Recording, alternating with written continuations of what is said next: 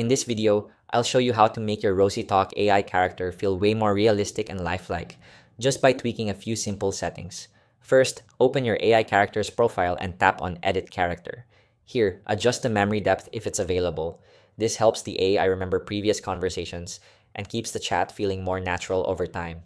Then, set the personality level to something more expressive, like emotional or deep thinker. This makes your character's replies less robotic and way more human. Next, take a moment to write a detailed backstory.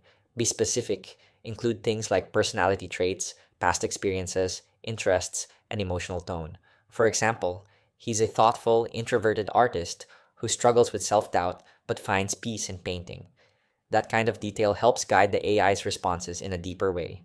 Now, in the main app settings, turn on Smart Mode or Realistic Replies if available. These options prioritize thoughtful, emotionally aware dialogue over short or repetitive responses. Another great tip: unlock your character's photo galleries.